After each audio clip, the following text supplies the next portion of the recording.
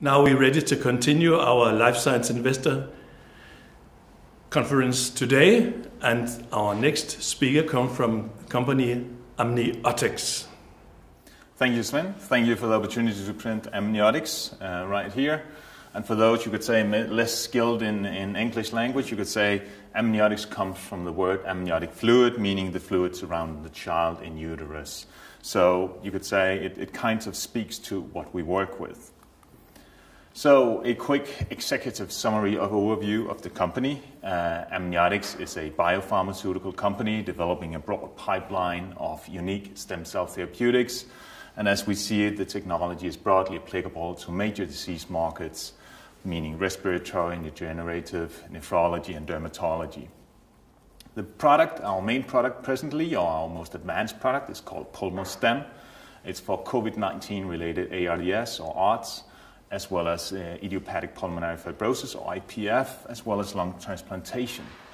Clinical trials in these indications are planned for 2021 and 2022, and you could say continuing. Amniotics controls the full manufacturing value chain. We'll come a little back into that later on, but that of course ensures that we have the capability to be right on time and having the full, you could say, competences in bringing that into the field as well, because working with a cell therapy, the main product is the cell.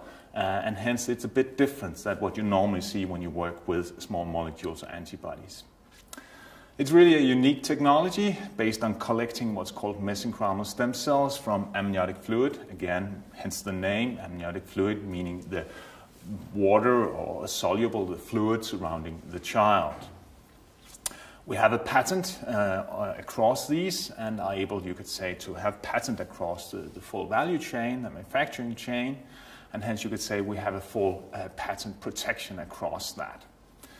We are selecting mesenchymal stem cells based on the tissue relevance, or tissue specificity, which we believe have improved properties for diseases affecting the organs, more or less you could say, designed or tailored for that organ. Neonatal or embryonic derived stem cells are really thought to be of higher quality than those derived from adults, because you could say some of these stem cells are instead selected from bone marrow or from liposuction, and we can say that's certainly people older than 18 years of age. So an amniotic fluid, what we work with as mentioned, is taking from plant C-sections, which provides an ample supply with a high ethical standard. There's few drugs approved presently, but it really looks like we have a global uptake of cell therapies. We'll later have a slide showing that, and you can see what's expected in this field. It's really going to advance as we see it. And we're presently looking for a listing in the summer of 2021, so in a short time from now, enabling us to assess extra capital for expansion and attain market-based valuation. So as mentioned before, what does it look like with global cell therapy presently? Well, as you can see on the slide to the right, it's early stage, but it really looks to be very fast growing. If we look at the 8 major markets here, you can see that it's forecasted to reach $3.1 billion, or you could say even just in 2026, so very few years from now. This is really thought to be due to the ability of cell therapies to change the treatment landscape due to their curative potential for several and numerous diseases. Some of these are, you could say, affecting an elderly population, and what we all know is that in industrialized world, a lot of us becomes more old, and hence we need treatments, and some of these treatments cannot, you could say, be sufficiently done with small molecules or antibodies. So this is really, as we see it, a quicker uptake in the market presently. What's also interesting or good to know in this field is that when we talk of cell therapy, we have some areas in the world where this is really have a quick uptake, especially if we look at the countries in APAC, such as Japan or South Korea. For Japan, we have what's called Sakigawa designation, meaning that you have the ability to be on market or having a conditional market approval already after your phase 1 trial. So you can be on market for 7 years after you did your phase 1 trial, while you conduct your phase 2 and your phase 3 trials. Our technology platform, as mentioned before, is very much based on collecting amniotic fluid, and as you can see also to the picture to the right, the ability of these cells to proliferate, hence you could say becoming more, is rather, you could say, faster or better than when we compare to other mesenchymal stem cell products. And as mentioned also, we look at this really to be something that can reduce some of the cost of goods, because what we also need to understand is that the reason sometimes that these cell therapies have not really, you could say, escalated globally or business-wise is due to the cost of goods. And you can say when you now have a cell where you may not need as many donations because a single donation, at least what we see, is enough for treating 6,000 patients, the cost of goods is lower. And as mentioned again, this is really high quality cells with a more pronounced expansion. This is an overview of the technology and process we work with. So you can see we start out with collecting the amniotic fluid at planned C-sections. And to understand this, it's also good to understand that actually 25% of all deliveries in the world today are done through C-sections. Our process takes roughly 90 seconds. So when the obstetrician has made the first incision and the amniotic membrane is exposed, our device is done to penetrate the amniotic membrane, and then you could say the fluid runs into our device. This ensures that we have a product without any bacteria, and also still have the oxygenation, meaning the level of oxygen in the fluid. That means that we have potent cells and can keep them as that. And then you could say when this is collected, it's just shipped to our facilities where we have the capabilities to manufacturing these products. We have a full manufacturing and GMP approved facility. And these cells, you could say, or fluid is shipped to our facility where we filter it and sort it and expand them based on the specificity. And as you can also see in this slide, we are going for lung specificity, skin specificity, kidney specificity, and neuronal specificity. These each have different names, so we call them pulmostem, cutistem, nephrostem, and cognistem, you could say, kind of referring to the name. And as you can also see here, this really ensures that Amniotics control the full manufacturing value chain, enabling us with patents covering the whole process. So we have patents across our device, which is also CE marked, and then we have patents across the whole chain of development and manufacturing here. This enables us, of course, to do out-licensing or co-development at various development stages. And it also enables us to go directly into clinical trials ourselves without having to resort towards a contract manufacturing organization. As mentioned, we have our own certified GMP facility, which you can also see here on the picture to the right. You can actually see some of the employees working with this product. We have built our own facility in 2020, so just a year back. And we have been approved by the Swedish MPA as a GMP production facility, and as mentioned, have manufacturing authorization for our pulmostem. This enables us, of course, to, you could say, produce our own product, but also you could say enabling us, if needed, to do kind of a second business leg where we could take in other companies' products and produce for them. This is, of course, you could say, a second business leg, lower you could say revenue, but also lower risk. If we look at the business model for Amniotics, it rests really on know-how and our IP. Working with cell requires a lot of know-how of the employees, how to work with this, how to deal with this product. And also, we could say, working with IP across to ensure, as mentioned before, that we have IP across each different phase of our product. And with this, we are working with top IP companies or patent companies. We're working with Nobby Martens for the US market. We're working with Potter Clarkson for the EU market, really ensuring that we have the right wording and ensuring that we can cover both US PTO as well as the EU patent advocacy. Our main business model follows the classical biotech model: build a pipeline and strike a lucrative partnership deal. This is you could say, high risk, but certainly also high reward.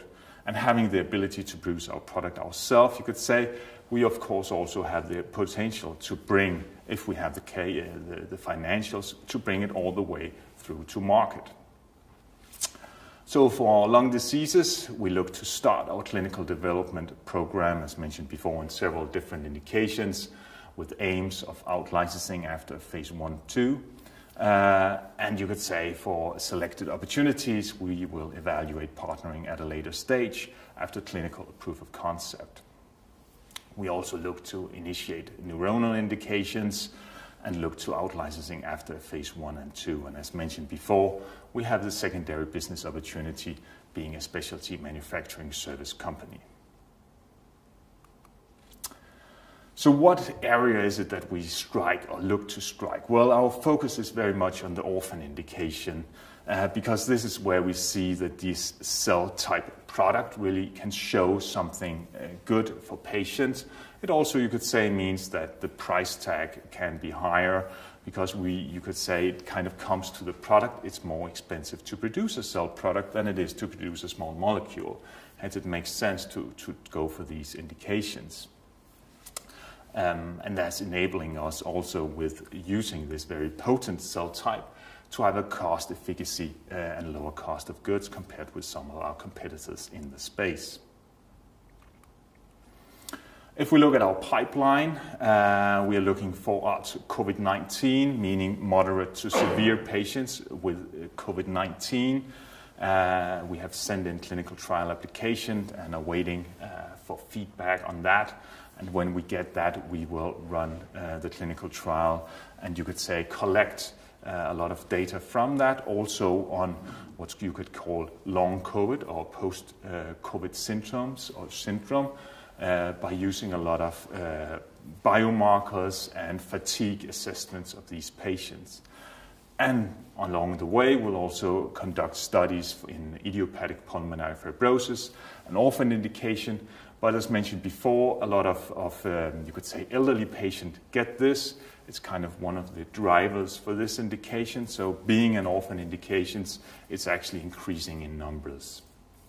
When we've had some of this, we'll start to expand into some of our other pipeline products and hence being able to diversify our whole pipeline setup. If we look at our competitors or peers, especially within the mesenchymal stem cell area, we have one of the bigger one, or the biggest one is Mesoblast. They have a portfolio of phase 3 product candidates, including Remestemcel L, which they have just announced a big deal with Novartis back in November, within, among others, ARDS and COVID-19. Then they have some of their other products for steroid refractory graft versus host disease, as well as some of those for chronic heart diseases. Then if we look at some of the other bit smaller companies, we have Athesys and Pluristem, other companies that presently have a much higher valuation than what we see from Amniotics side.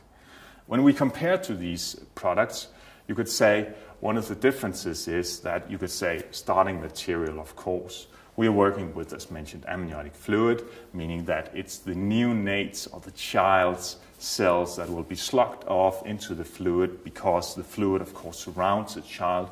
The fluid is inside the lungs and it's inside, you could say they will be swallowing it and peeing it out. That means that we have it from a very young source, a very potent source. It also enables us, as you saw on the previous slide, to be able to have this tissue specificity, which none of these peers have. If we look at some of the milestones or corporate developments we achieved until now, we had a directed share issues of 20 million SEK in first half of 2019. Then we did another directed share issue in first half of 2020 of 25 million SEK. At the same year, we achieved the CE mark for our term amniotic fluid collection device, the device you saw before, being enabling us to collect the fluid. We also started manufacturing the first technical batches of PulmoStem. And then in the second half of 2020, we achieved the certification for GMP production and tissue establishment facilities. Tissue establishment facility does not necessarily mean a lot to other, but it means that we have the capability to receive the amniotic fluid and handle that, because it's kind of a biobank and we get this from donors. And also in the second half of 2020, the Swedish MPA granted Amniotics a manufacturing authorization for production of our polymer stem. And then in December of last year, we did a direct share issue of 37.8 million SEK. This is some of the upcoming milestones that we look on for 2021 to 2023. We have filed the clinical trial application for ARTS COVID-19. We are looking at a listing on First North, so you could say thereby being able to capitalize even further. We look, of course, to treat the first patient in the clinical trial, and then you can say initiate further research collaboration on our CogniStem, the product for neuronal indications. And then we have submitted orphan designation for idiopathic pulmonary fibrosis in the EU, and are looking to do the same in the US to the FDA. Then if we look and move on to 2022, we of course look towards getting a report for our clinical trial and get some of the regulatory advice on how moving forward in that. Then we look to get, or expect to get, the orphan indication or feedback from the FDA. And then we're looking to initiate it, the clinical trial in idiopathic pulmonary fibrosis, and moving forward with that. Also starting to look for lung transplantation, another indication that is of high interest for us. If we look at a quick slide of the board of directors, management team and organization, we have here the management team, we have myself, then you could say we've been able to recruit additional high capability individuals. If we look at our head of business development, we've been able to recruit Helle Størum, previously with Pharmacosmos and having a background from a number of companies, including Zealand Pharma and Lundbeck. We've also been able to recruit Jonas Lundahl, previously with Leo Pharma, Profilix, as well as Lundbeck, bringing in a lot of capabilities in the clinical and regulatory understanding. We've also have a very strong individual in Jan Tarts, our Chief Operating Officer, who has a strong understanding of these cells and also have worked with these cells in academia and so forth, both in Germany, Copenhagen, and in Sweden. So really a strong, competent setup. And then we're looking to having a new CFO joining us in mid-May. Then if we look at our board of directors, we just had our AGM, or annual general meeting, here in April 15th. And this you can see we saw 4 of our strong pillars from the previous board stayed with us, and we were able to recruit 4 new strong members. If we go through them, we have Christopher Reus, a strong life science entrepreneur in southern Sweden. We have Lars Stigson, a strong entrepreneur within biofuels and with a strong IP understanding.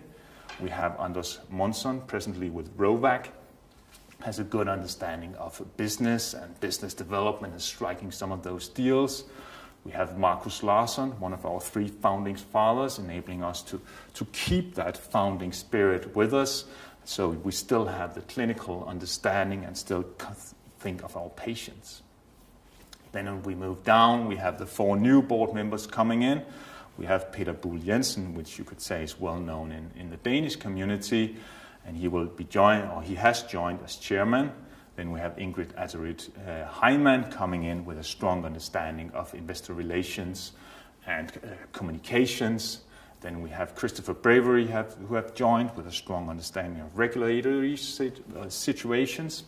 And then lastly, we have Frederick Tieberg, who has really shown the ability to grow a company such as Camurus, which he has been CEO for in 17 years and really been able to build onto a very large Swedish company with a big market cap.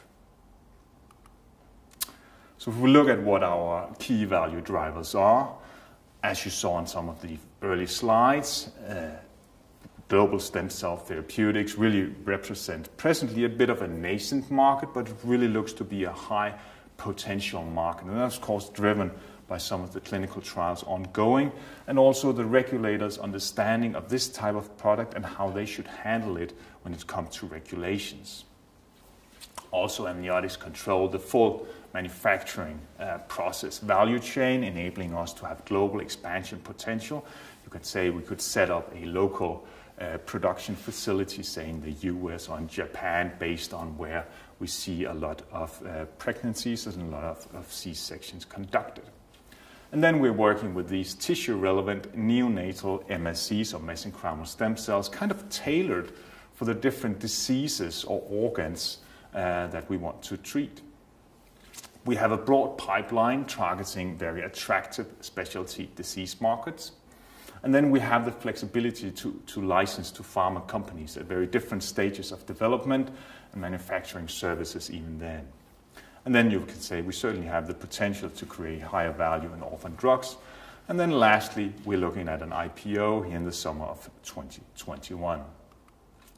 So this was the end of Amniotics' presentation.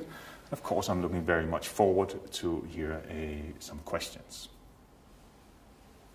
And now it's time for question, and for that we have gathered three very dedicated analysts reading in our newsletter Life Science.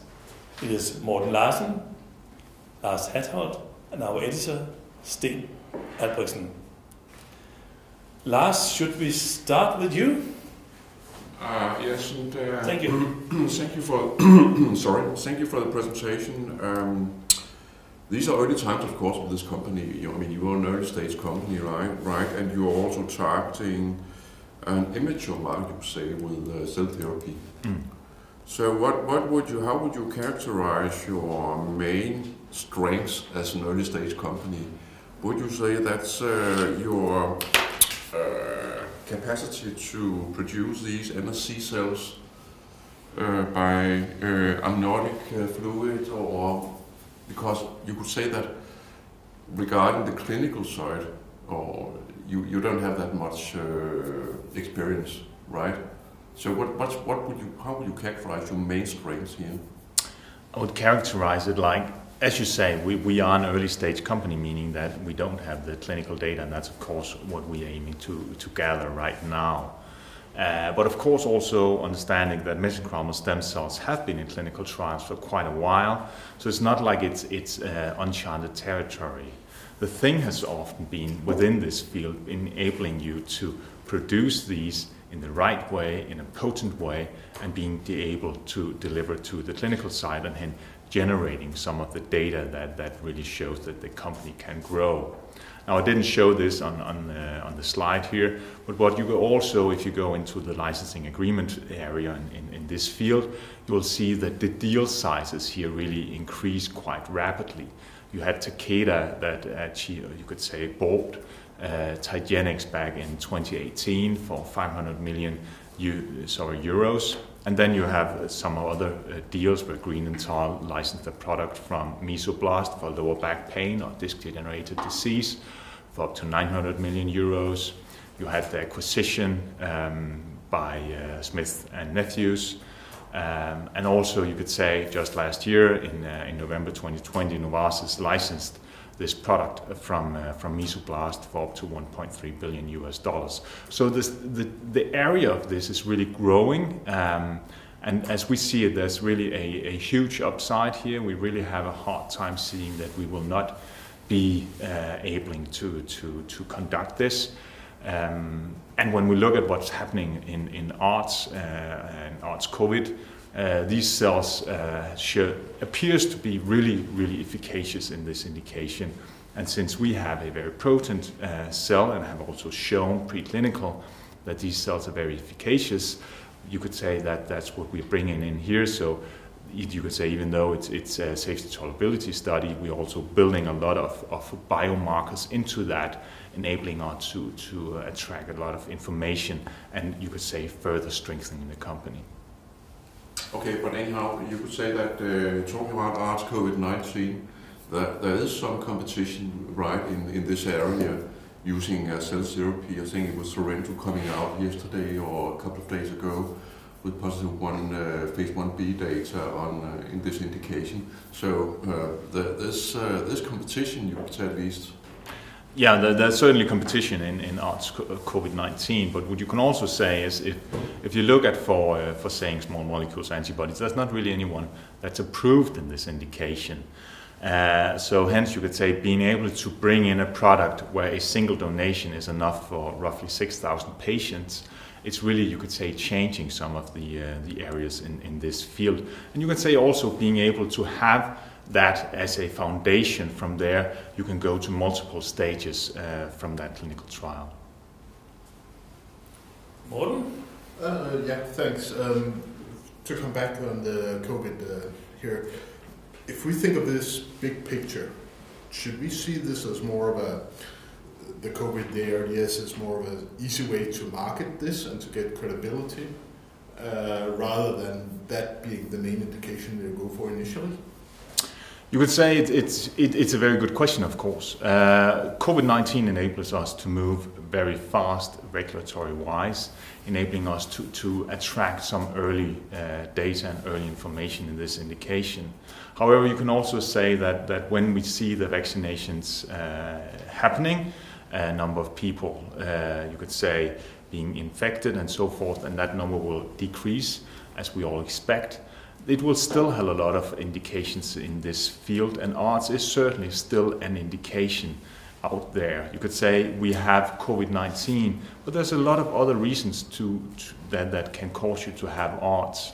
So a lot of the infections or pneumonias can cause ARDS later on, and it's also some of the reasons why you sometimes need a lung transplantation. So ARDS by itself is an indication that's certainly of relevance, but it's also enabling, of course, to build a lot of understanding of the biomarkers in the lungs and in the bloodstream from using this product.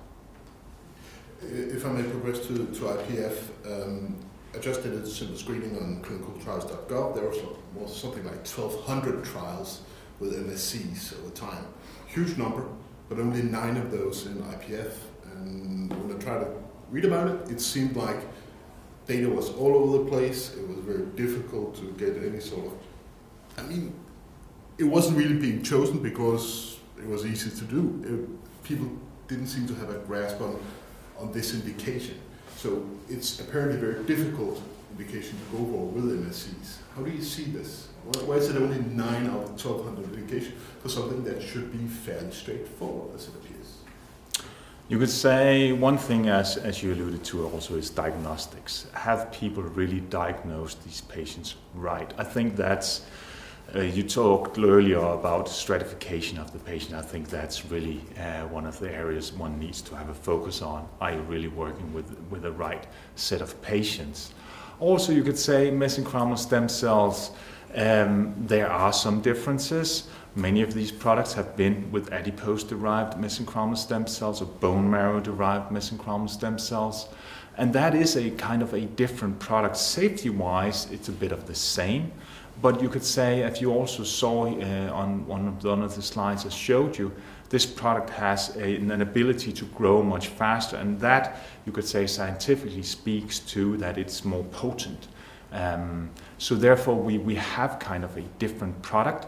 And why others have not done more into IPF, that's hard for me to say. Do you believe you know the full biological cascade of how this MSCs will work in IPF?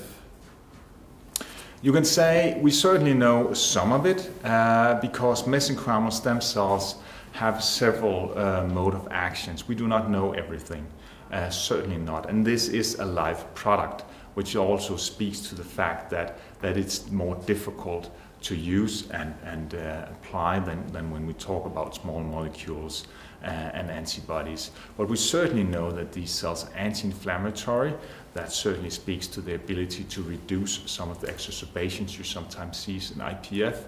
We have preclinical data showing that it's anti-fibrotic, and that's the reason why we collect a lot of those data also in the COVID-19 trial, because COVID-19 or ARDS, at least when we look at some of the other SARS-CoV-2 diseases, we saw some fibrosis in these indications, and we also know mesenchymal stem cells are angiogenetic. So therefore you could say we have several different ways of how they work, and being lung relevant or lung selected, we see that, or we believe that these cells will be more potent. But of course, we need the clinical data to show that. Steve? Yes, thank you. Just circling back to the presentation, you had a slide with all the milestones for the coming 2 years, I think. Which one is, besides the partnership, which one is, in your opinion, the most important one in terms of validation of the company or the technology? That's a really good question. I think it's difficult to select a single one. I think you need to see this as an acceleration of a company, and building of a company, further acceleration of it. So it's certainly, you could say, having the ARDS COVID-19, doing the trial, and building upon that is certainly a big milestone. It's always a big milestone for a company to become a clinical stage company. But from there, there's also some of the other indications that's really high value. You mentioned the IPF earlier, and we spoke about that. There's also the lung transplantation, enabling us to maybe having more, you could say, lungs ready and having more efficacious lung transplantation than what we see right now. So all of these kind of comes together. It's a big puzzle, and it's very difficult to pinpoint a single one that's more needed than the other, because this is something that needs to come together. But it also speaks to an accelerating company that's enabling us to grow even further. I'm just trying to get a sense of the economics in your company. What kind of cash burn are you planning for the coming years? Right now, we are looking at spending roughly 80 million within the next, you could say, year to two, based on us really accelerating our clinical trials. You could say SARS-CoV-2 or infections, COVID-19 ARDS, is an expensive indication to go to, because these patients are really in intensive care. But also some of the other indications, of course, needs a lot of capital to do that. Finally, you mentioned the Sakigake designation in Japan. Do you see a path towards an RMAT designation in the US? Yes, you could say regenerative medicine is certainly an area we look to as well, or REMAT. It could also be a breakthrough, especially if it's really, you could say, a breakthrough with indications such as lung transplantation or IPF. So that is certainly some of the regulatory paths we are looking at, as well as PRIME for the EU. And you could say, being a SME, a small company, we have the ability to apply for some of those rules. Could we just try and follow the money on the product economics by itself? What kind of gross margin would you envision for a product, and what kind of margins could you ultimately make on an IPF product or ARDS product? Oh, I think that's a hard one right now to speak to, of course. What I can say in that field is, you could say, we do not see it as a... when we look at some of the products, for example, the antifibrotics used in IPF, these will, of course, not, you could say, we will not be dosed daily with our product. We view more than a single donation or single injection with this product. So therefore, you could say the margins to conduct this is much different than what we would normally see.